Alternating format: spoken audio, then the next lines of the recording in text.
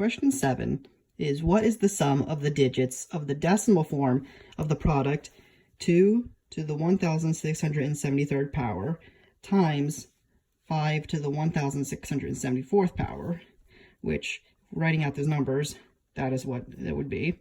And we're trying to find out what that equals so we can find the sum of the numbers of the product. So 2 to this power written out would take forever. And we can't do it on a calculator because we're not allowed to do that. And you don't really need to. We can make this a little easier for ourselves because instead of writing out all these 2's and writing out all these 5's, we can just group the 2's and the 5's together because we want to have all these 2's multiplied together, multiplied by all these 5's anyway. So if we multiply the 2's and the 5's together, we get a bunch of 10's. And each of the 10's is one of the 2's and one of the 5's grouped together. So we would have a 10 to the 1673rd power. This is a 3. Let me fix that a little bit. This is a 3.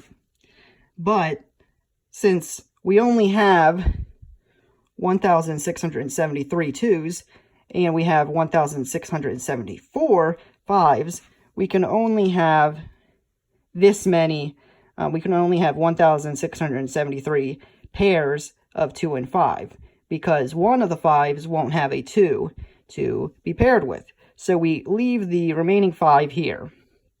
Now, if you want to do this problem, you can do the 5 times the 10 first and make it 50 and 50 to the 1673rd power.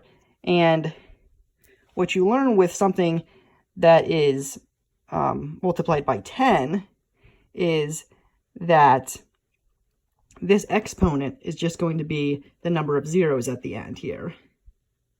Because each 10 multiplied by itself is going to be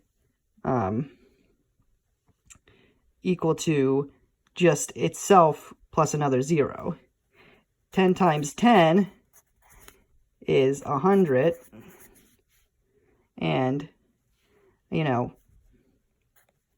100 times 10 equals 1,000. So each of the 10's you add to it is only going to add an extra 0. So you're going to end up with an atrociously long number, but it doesn't matter because what we're trying to find is the sum of the digits of the decimal form of the product of 2 to the 1673rd power times 5 to the 1674th power. So the sum would just be all the digits in the number added together. And if it's a 5 at the beginning and a bunch of zeros, your answer is going to be 5. Because 5 plus 0 plus 0 plus 0 plus 0 for how many zeros it is not going to change anything. It's going to be 5 no matter how many zeros there are. So that is your answer to number 7.